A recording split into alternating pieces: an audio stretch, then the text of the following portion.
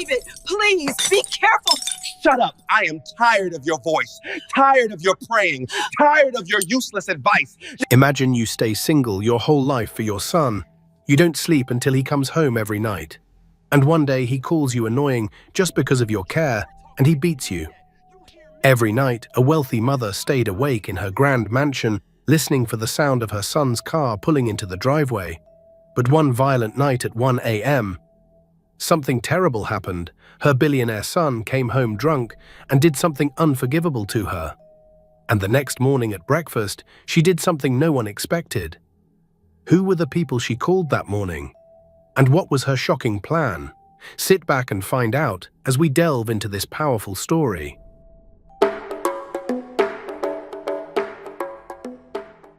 In the heart of Lagos, inside a beautiful mansion surrounded by high gates and security cameras, a woman named Cassandra lived alone with her son. The mansion was big, with marble floors, expensive furniture, and large windows that let in the morning sun. But despite all the beauty, Cassandra's heart was heavy. Cassandra was 65 years old. Her hair was grey, tied neatly in a bun. Her hands were gentle but strong, the kind of hands that had worked hard all her life. She had raised 3 children alone after her husband died many years ago. Her eldest daughter, Helen, was married and lived in Abuja with her family. Her younger son, James, worked abroad and called her once a week.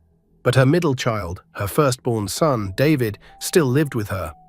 David was 42 years old, tall and broad-shouldered. He owned several businesses and properties across Lagos. On paper, he was a billionaire. People respected him in public. They called him Ogre David and bowed when he passed.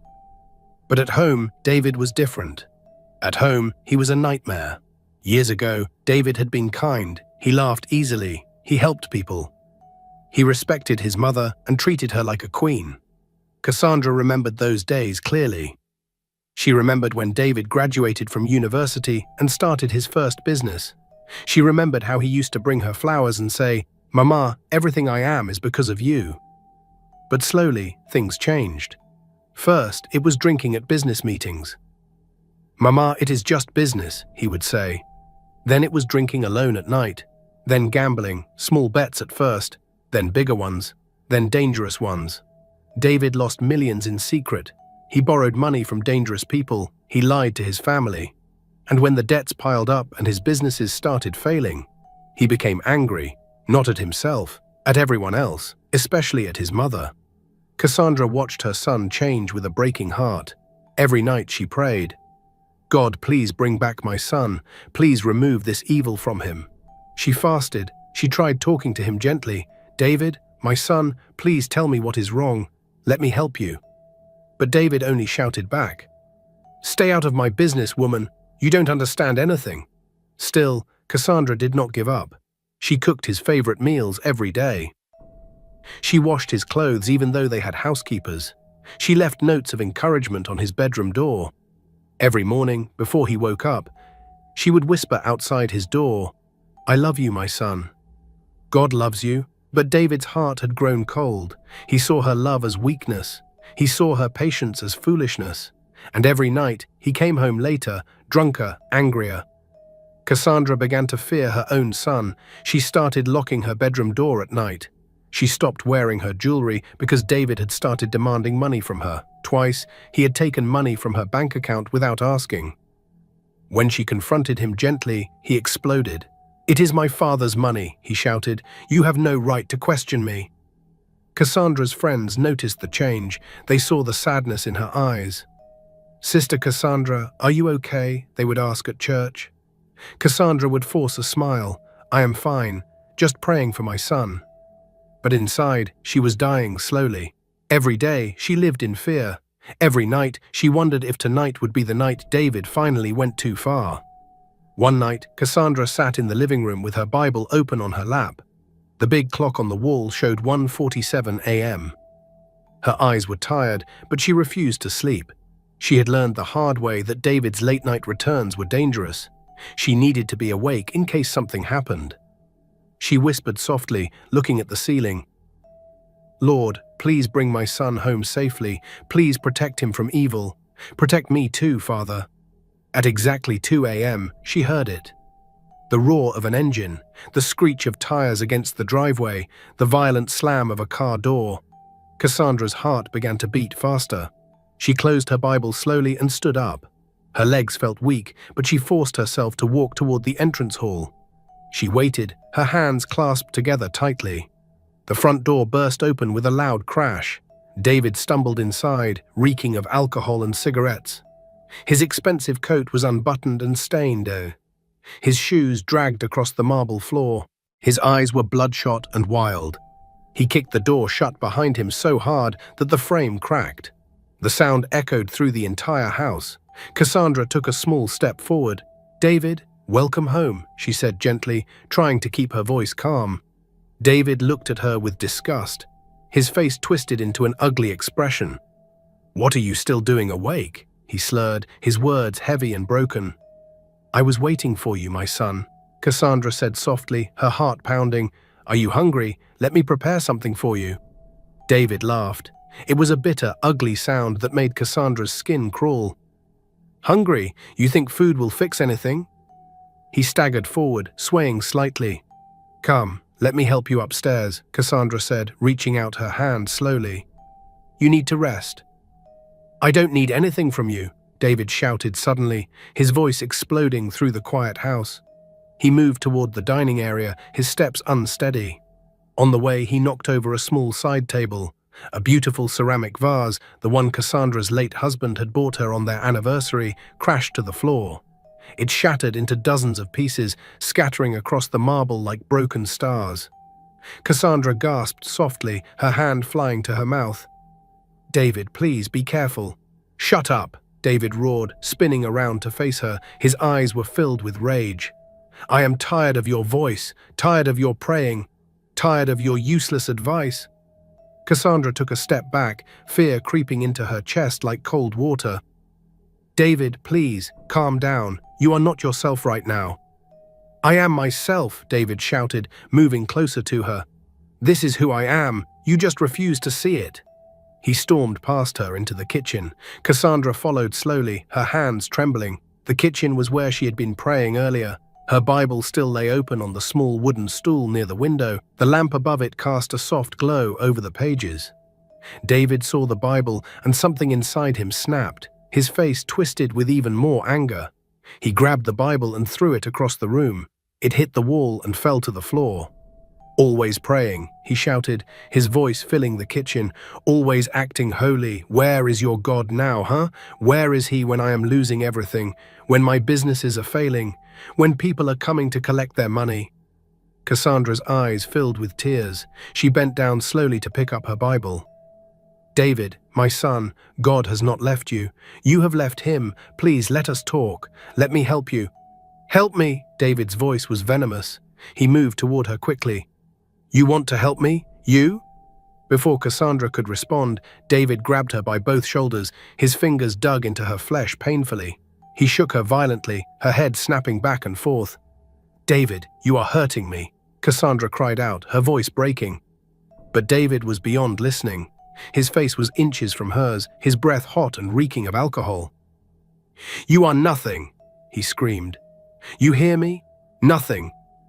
You could not save my father, you could not save this family, and you cannot save me." Tears streamed down Cassandra's face. "David, I love you. Please, stop. You are my son." "I am not your son," David shouted. "I am a failure, a disappointment, and it is all because of you." He shoved her hard. Cassandra stumbled backward, her arms flailing as she tried to catch her balance. Her hips slammed into the sharp corner of the wooden dining table. Pain exploded through her side, white and burning. She cried out and tried to steady herself, gripping the edge of the table, but David moved forward again. His face was twisted with rage and something else. Hatred, disgust, things a son should never feel for his mother. He raised his hand high, and then he brought it down hard across her face. The slap echoed through the kitchen like a clap of thunder. Cassandra's head snapped to the side, her cheek burned, her ear rang with a high-pitched sound. She tasted blood in her mouth. For a moment, everything went silent. Cassandra stood frozen, her hand slowly rising to touch her face. Blood trickled from the corner of her mouth, warm and metallic.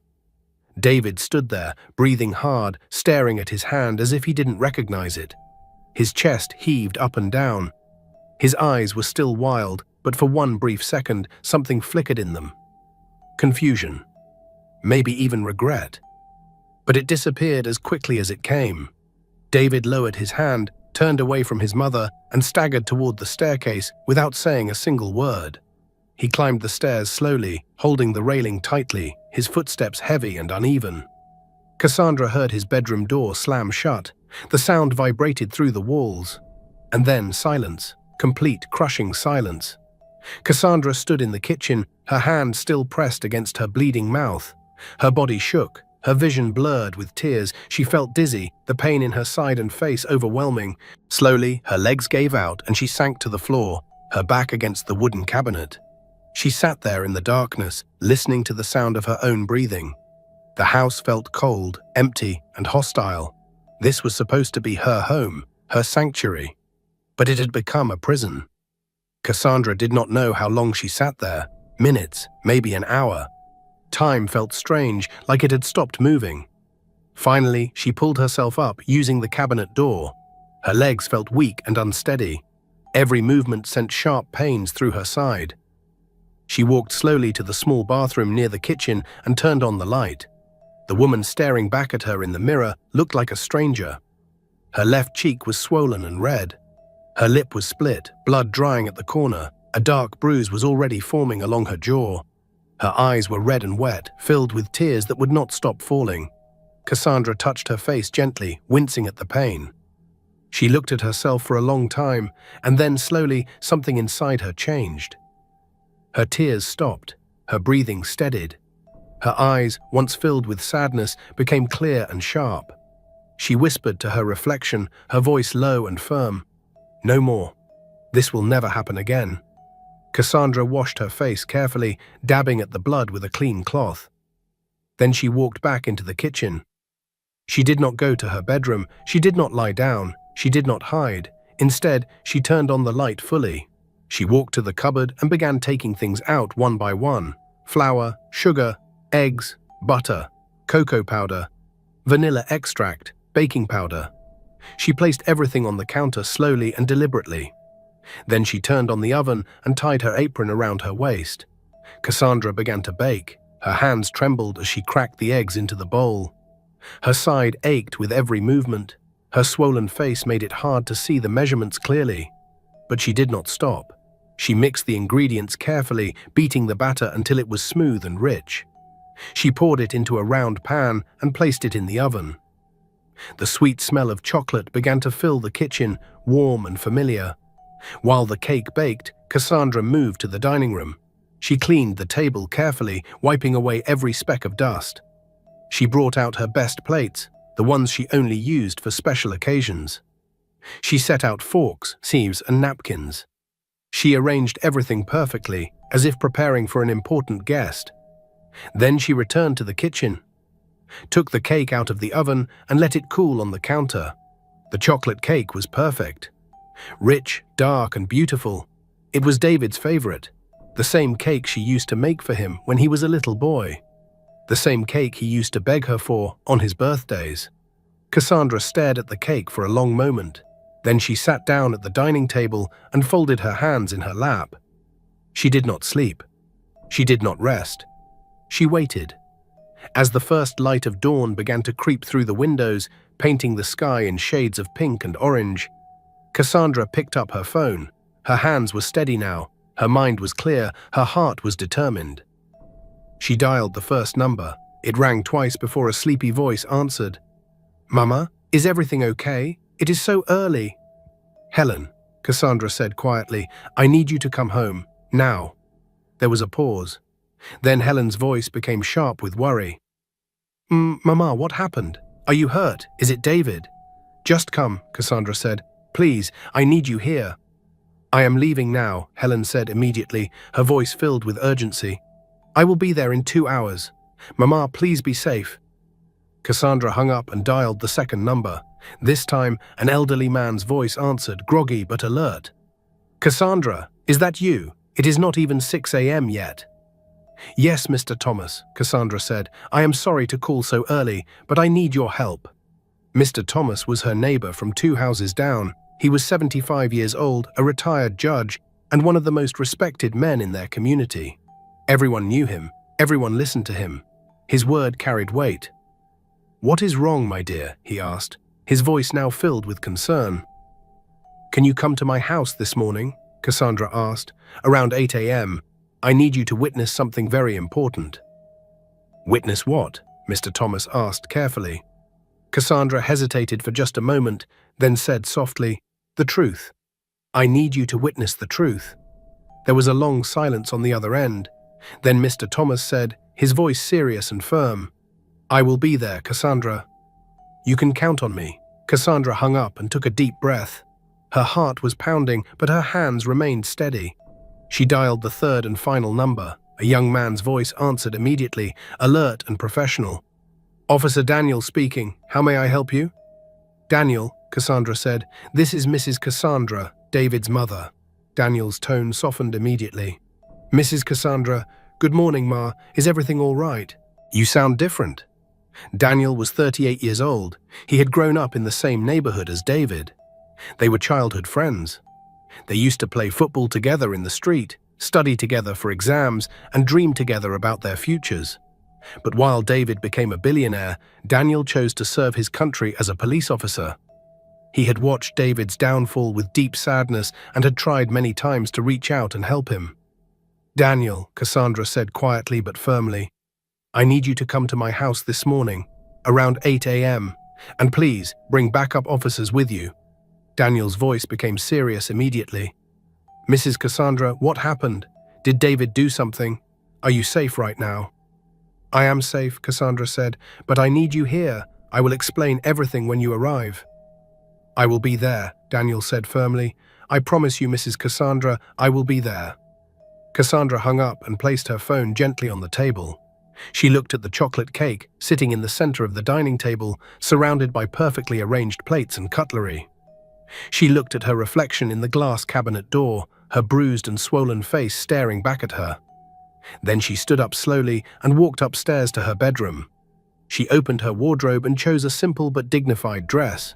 It was navy blue, modest and clean. She combed her gray hair neatly, pulling it back into her usual bun. She looked at herself in her bedroom mirror, and then she made a decision. She did not cover her bruises. She did not put on makeup to hide the swelling. She did not try to conceal the split lip or the dark marks on her jaw. She left her face exactly as it was. Evidence, proof, truth. By 7:30 a.m., the sun was fully up. The mansion was bathed in golden morning light. Everything looked peaceful from the outside. But inside, Cassandra sat at the dining table, her hands folded in her lap, her bruised face calm, waiting. At 7:55 a.m., she heard it. Heavy, slow footsteps coming from upstairs. David was awake. Cassandra did not move. She sat perfectly still, her eyes fixed on the staircase. David came down the stairs slowly, rubbing his head with one hand. He was wearing the same clothes as the previous night. His face looked tired and puffy. His eyes were bloodshot.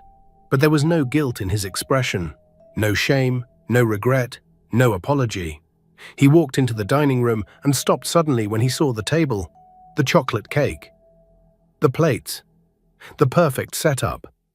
He looked at his mother sitting quietly at the table, her bruised face turned toward him. For one brief second, something flickered in David's eyes. Recognition, shame, but it disappeared quickly. His mouth curved into a smirk. "So you finally learned your lesson," he said, his voice dripping with arrogance and satisfaction. "You know your place now. You understand who is in charge." Cassandra did not respond. She simply watched him, her face calm and unreadable. David walked to the head of the table and sat down heavily, as if he owned not just the chair, but the entire world. He reached out and pulled the cake toward himself. He cut a large, greedy slice and shoved it into his mouth, chewing loudly. "This is how it should be," he said between bites, crumbs falling onto the table. "You serve me, you respect me, you stop interfering in my life with your stupid prayers and advice." Cassandra's face remained completely calm. "Would you like some tea?" she asked softly, her voice neutral. David nodded, still chewing. "Yes. Make it hot and strong." Cassandra stood up slowly, moving carefully because of the pain in her side. She walked into the kitchen and began preparing the tea. As the water boiled, she heard a car pull up outside the gates. Then another. Then another. David heard it too. He stopped eating and frowned, looking toward the window.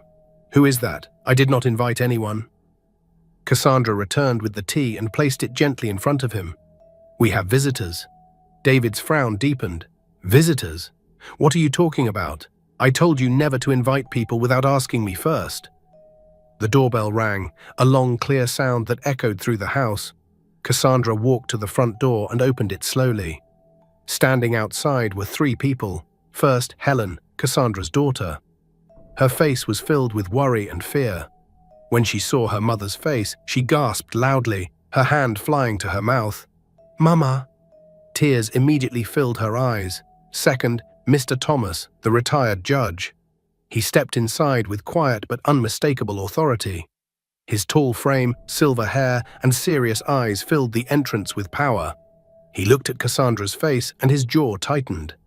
Third, Officer Daniel, in full uniform, with 2 other officers standing behind him. Daniel's face was hard as stone when he saw Cassandra's bruises. David's smile vanished instantly, his face turned pale. He stood up quickly, his chair scraping loudly and violently against the floor. "What? What is going on here?" he stammered, his eyes darting between the visitors. "Why are police here? Why is everyone here?" Mr. Thomas walked calmly to the head of the dining table and sat down in the chair that David had just abandoned.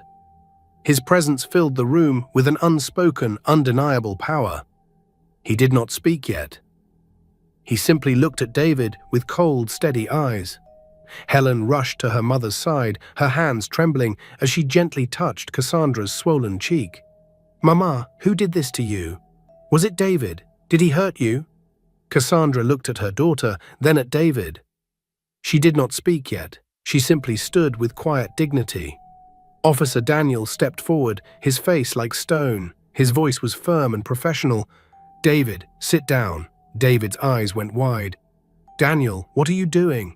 We are friends. We grew up together. Why are you here in uniform? What is happening?" "Sit down," Daniel repeated, his voice harder this time. David sat slowly, his hands gripping the edge of the table so tightly his knuckles turned white. His face was pale. His breath came in short, panicked gasps. Mr. Thomas leaned back in his chair and looked at David with the cold, measuring gaze of a man who had seen thousands of criminals in his courtroom. He let the silence stretch out, heavy and suffocating.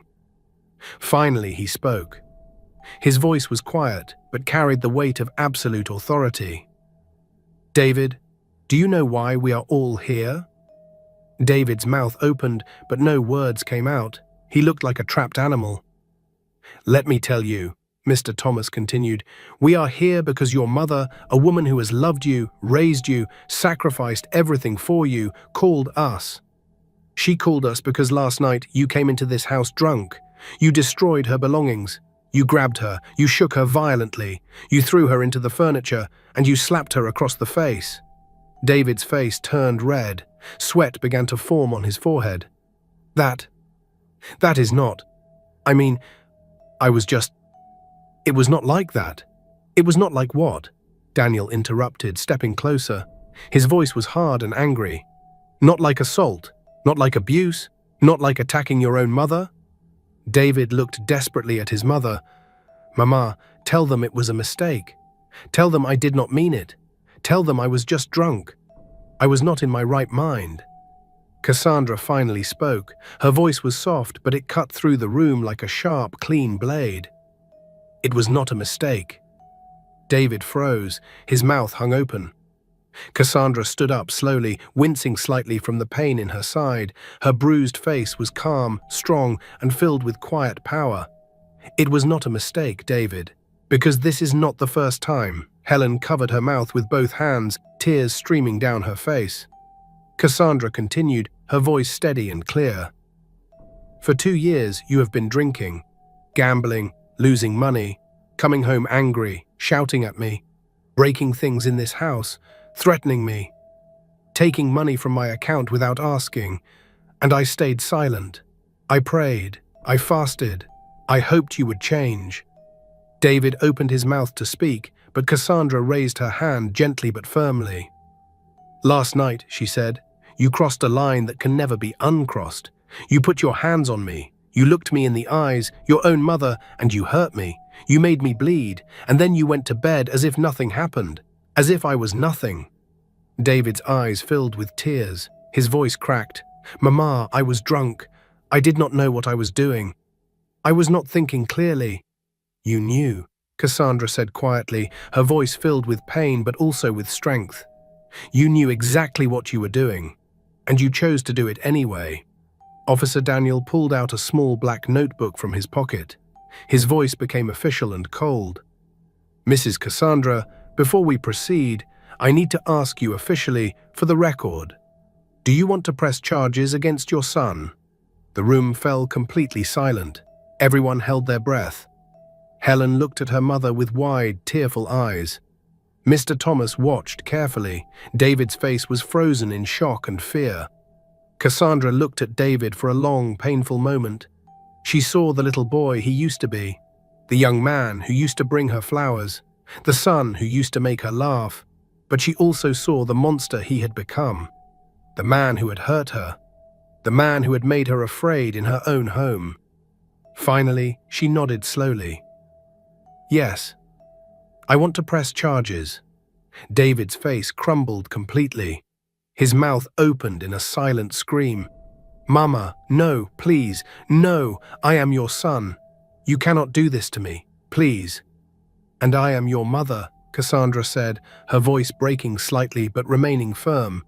But I cannot let you destroy yourself. Or me. I cannot let you kill me. Daniel flipped open his notebook. David, in addition to last night's assault, we have records showing that you withdrew large sums of money from your mother's bank account without her permission over the past 6 months. We have reports from witnesses about you causing public disturbances. We have a complaint from a loan officer that you threatened him with violence last week when he asked for repayment. David's hands shook violently on the table. I was going to pay it all back. I just needed more time. I was working on a deal. Everything was going to be fine. I just needed one more chance. You needed help, Cassandra interrupted, but you refused it. Every time I tried to talk to you, you shouted at me. Every time I suggested counseling, you laughed. Every time I begged you to stop drinking and gambling, you told me to mind my own business. You refused to listen. You refused to stop. You refused to get help. And now, my son, I must do what I should have done a long time ago. Mr. Thomas stood up slowly, his tall frame casting a long shadow across the table. David, your mother has shown you more mercy than you deserve. She could have let you continue on this path until you completely destroyed yourself. She could have abandoned you the way you have abandoned your responsibilities and your dignity, but instead, she is choosing to save you.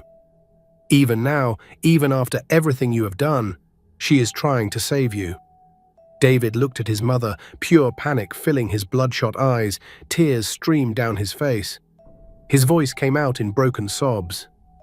Mama, please, I am begging you, just one more chance. I will change. I promise you, I will stop drinking. I will stop gambling.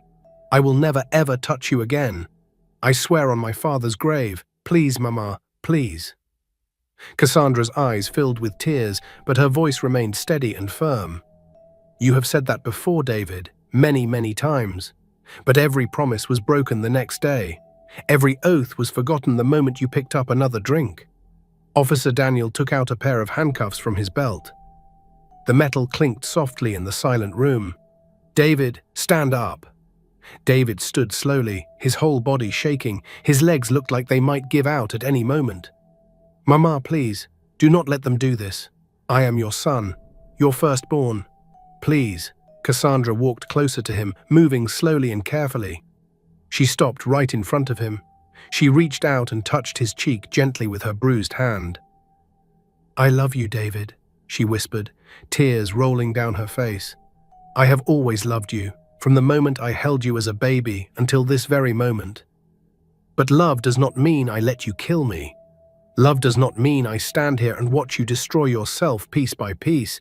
Love does not mean I allow you to turn into a monster." David broke down completely. He fell to his knees right there in the dining room, his whole body shaking with violent sobs. "Mama, I am sorry. I am so sorry. Please forgive me. Please." Cassandra knelt down slowly beside him, gasping slightly from the pain in her bruised side. She held his face in both her hands. "I forgive you, my son. I forgive you, but forgiveness does not erase consequences. Forgiveness does not mean I pretend last night did not happen. Forgiveness does not mean everything goes back to the way it was." Daniel stepped forward and gently pulled David to his feet. With practiced, professional movements, he turned David around and placed the handcuffs on his wrists behind his back. The clicking sound of the cuffs locking echoed through the house. Helen hugged her mother tightly, both of them crying together, holding each other up. As the officers began to lead David toward the door, he looked back one last time. His face was wet with tears. His eyes were red and desperate. "Mama." Cassandra stood tall, despite the pain in her body and the bruises on her face. Her voice was filled with both pain and incredible strength. "I will be here, David, when you are ready to become the man I raised you to be. When you are ready to face the truth and get real help. I will be here, but I will never again let you hurt me." The door closed behind them. The sound of cars starting filled the air outside. And then silence. The house fell completely quiet. Cassandra sank slowly into a chair, her body finally giving in to exhaustion. Every muscle ached, every breath hurt.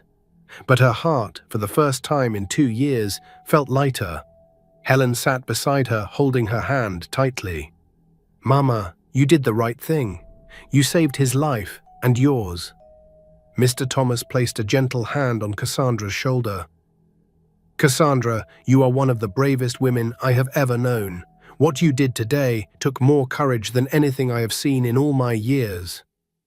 Cassandra nodded slowly, tears streaming down her face, but her expression peaceful. "I know, but it still hurts. It hurts so much."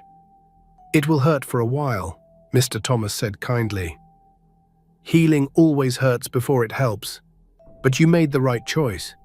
You chose life, for both of you." The days that followed were the hardest Cassandra had ever experienced. The mansion felt emptier than ever before. Every room reminded her of David, his childhood laughter, his teenage dreams, his adult destruction. Helen refused to leave her mother's side for the first 2 weeks. She moved into one of the guest rooms and became Cassandra's constant companion and protector. Together, they made changes to the house. They installed new, stronger locks on all the doors and windows. They set up security cameras at every entrance.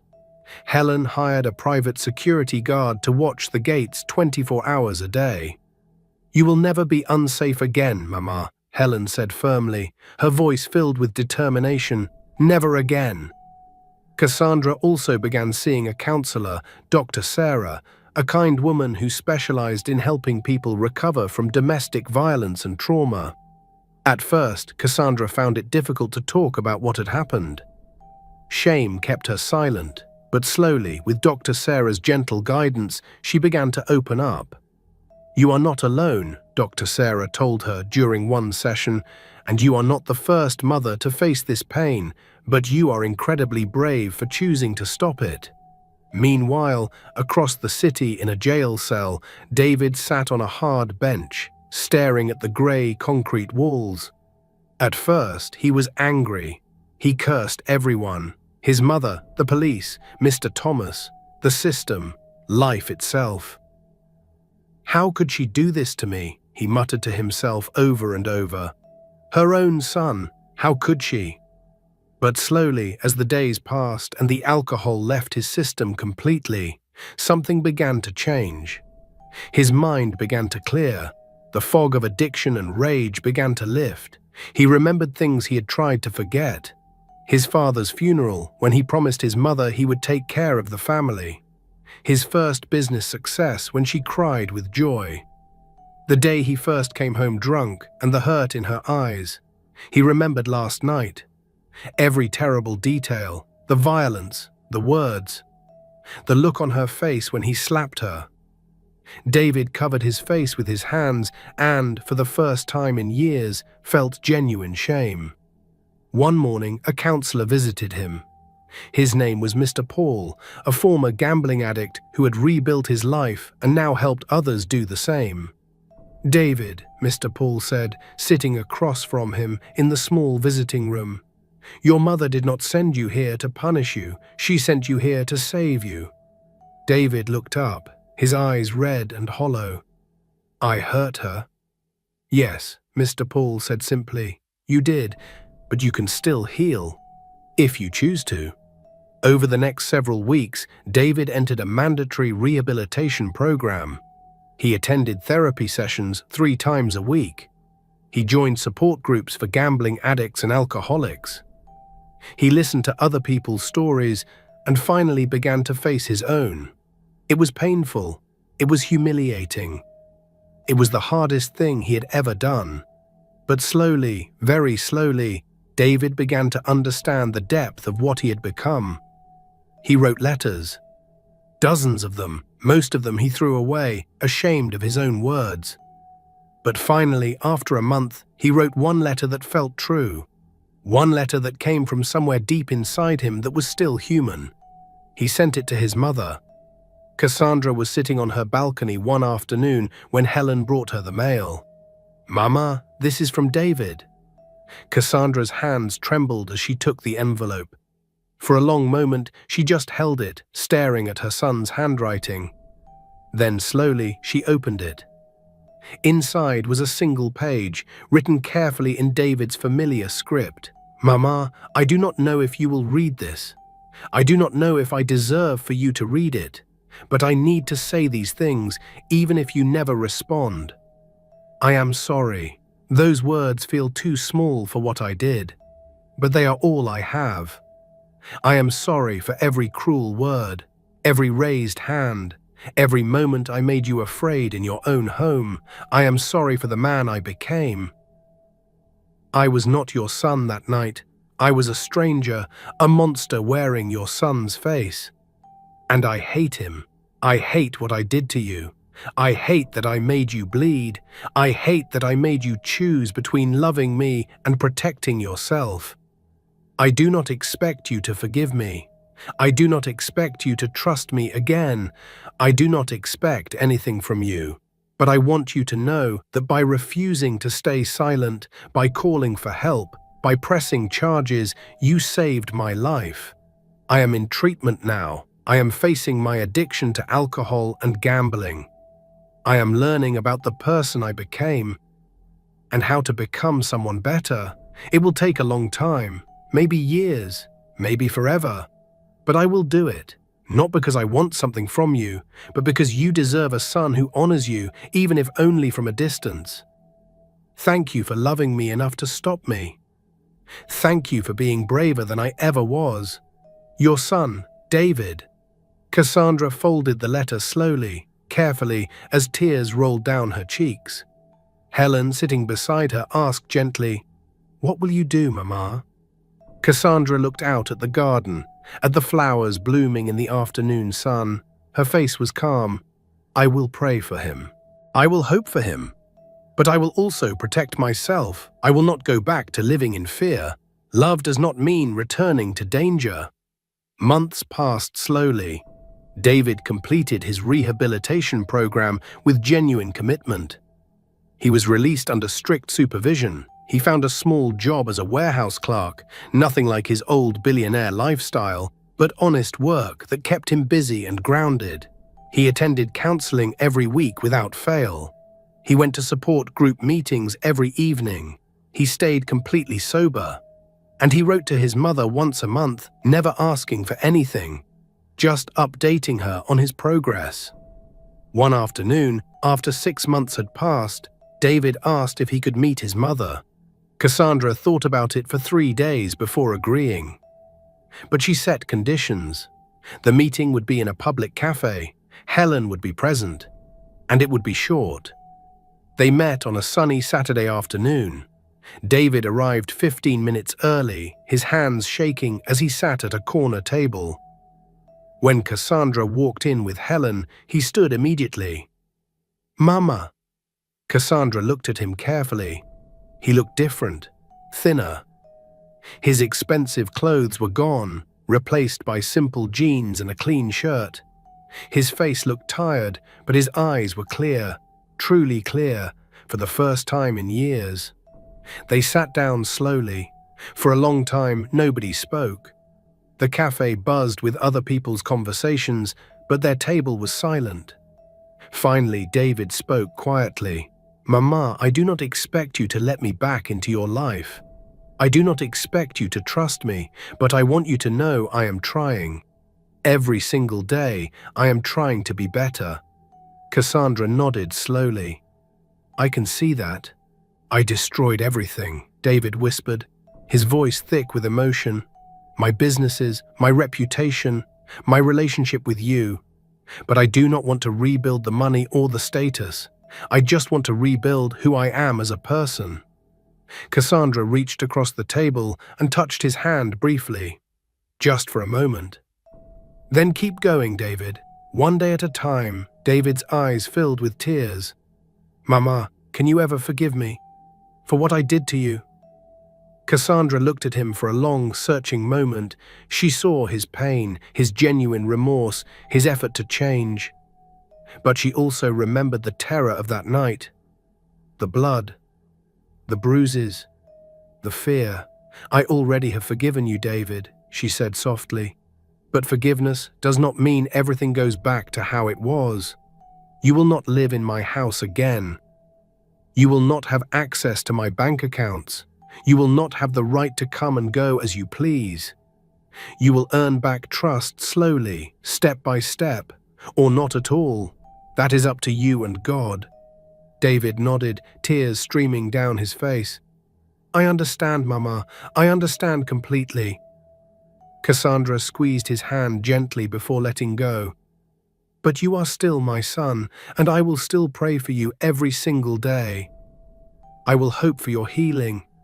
I will celebrate your victories, but from a safe distance." They sat together for a while longer, talking quietly. When it was time to leave, Cassandra stood up. David stood quickly too. For a moment, they looked at each other. Then Cassandra opened her arms slightly. David stepped forward and hugged his mother carefully, gently, as if she might break. It was not the embrace of before, when he was a boy and she was his whole world. But it was something. It was a beginning. Cassandra returned home that evening with Helen. Her heart felt different, lighter but also stronger. She looked around her mansion, which was no longer a place of fear, but had truly become a sanctuary of peace. She had survived. She had made the hardest choice of her life. She had chosen herself without abandoning her son. She had set boundaries that protected her while still leaving room for hope. And in doing so, she had saved both their lives. Helen continued to visit often, sometimes staying for entire weekends.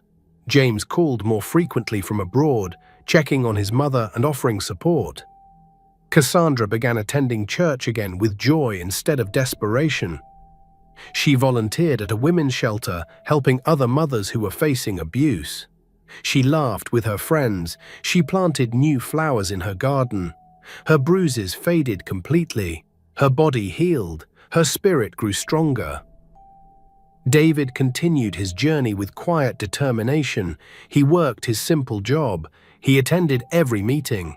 He stayed sober. He saved his money carefully and eventually paid back some of the debts he owed. He sent his mother letters regularly, always respectful, never demanding. Once a month, they met for a brief coffee. Sometimes they talked. Sometimes they just sat together in silence. Cassandra never returned to the mansion while he was there. She never gave him a key. She never relaxed her boundaries. But she also never stopped being his mother. She never stopped hoping.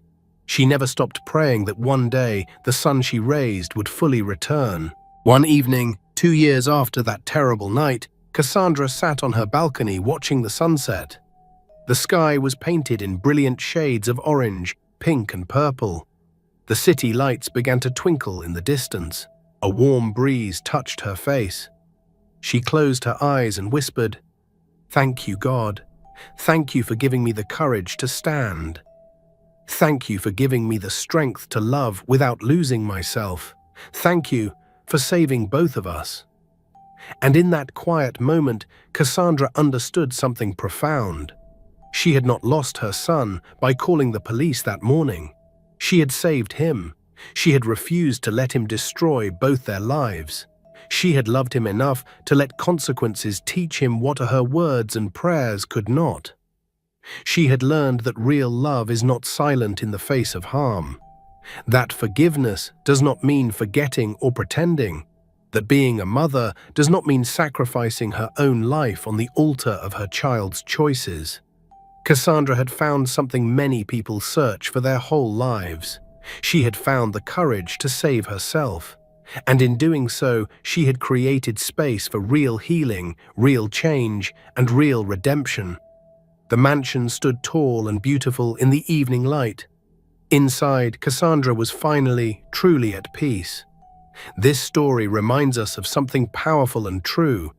Love is not silent when it sees destruction. Forgiveness does not erase consequences. And sometimes the greatest act of love is saying firmly, clearly, with all your heart, no more. Cassandra's courage did not destroy her family. It rebuilt it on a foundation of truth, boundaries, and genuine love. She proved that a mother can love her child fiercely while also refusing to be destroyed by him.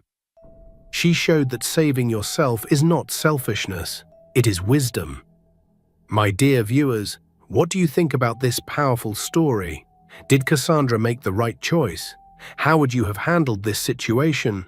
Please share your thoughts in the comment section. I would love to read from you. And guess what? The day after tomorrow, I will upload another very touching story. So make sure you subscribe to my channel and turn on your notification bell so you will be notified immediately the story drops. If you enjoyed this story, please hit the like button and share it with your friends. Thank you so much for watching.